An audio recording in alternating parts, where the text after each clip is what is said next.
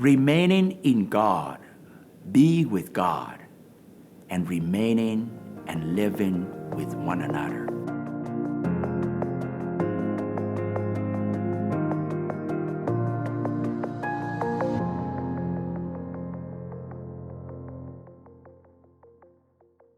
Finding Mr. Right or Miss Right is easy, but how can we remain in love and living with that person for the rest of our lives?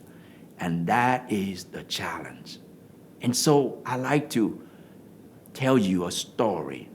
And this story helped me to connect with the Bible, with spiritual secrets, how to remain in God and remain in one another. 2 months ago, I preached over in Dallas. My friend told me about her son. She had 3 children. The second son was diagnosed with ADHD, a very heavy, serious sickness, to the point that her son could not remain in school. All the teachers, principals kicked him out. And the doctor told the mother, you have to stay home and take care of your son. And I will give you the secret how to overcome and how to help him to overcome his ADHD. Anthony ran all over, flipped tables. He didn't listen to anybody when he was only 5 years old.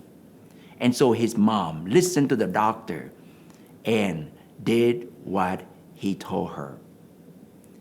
After 10 years doing what she told, I asked her, so miss, could you tell me what lessons do you learn from this experience? How could you do that? And she said 3 things. Father, first, I have to love my son unconditionally, no matter what. Second, I pray. I pray to God to give me the wisdom and the strength. And third, I have to remember one goodness of Anthony, my son. These 3 things helped me to remain with my son and never give up. My brothers and sisters, these 3 things maybe are the 3 secrets, ingredients of our relationship with God and with one another. We have to love like Jesus. As you know, Jesus loved his family, loved his people to the point died on the cross, died to himself. Remember when he was at the temple and his mom and dad found him and asked him, why have you done this to us? Even though he had a good reason to stay in the temple, but he said, I will go home with you and obedient to you. He willing to love God that much. If you and I love our loved ones or our friends and others unconditionally, no matter what, we can overcome a lot of problems and stresses. And so I encourage you, ask yourself, before you blame that person, kick that person out of your life, you have to ask yourself, have you loved that person unconditionally? Have you put yourself in that person's shoes and tried to understand and know that person a little bit more? If not, then start from there. Second, trust like Mary. As you know, Mary received the annunciation from the angel, the archangel Gabriel.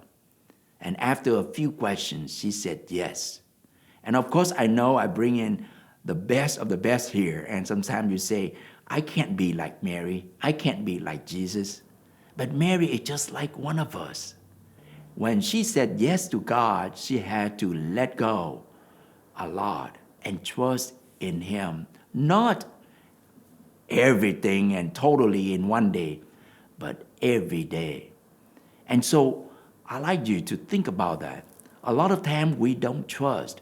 We're so impatient to ourselves and to God. We want the answer right away. But God needs our patience because a lot of time we don't know and we can't even know the truth in one day. So allow God to help us to develop that love, that trust in us. Number 3 is Joseph. I found something in Joseph that I think each one of us, especially men, to follow and to imitate.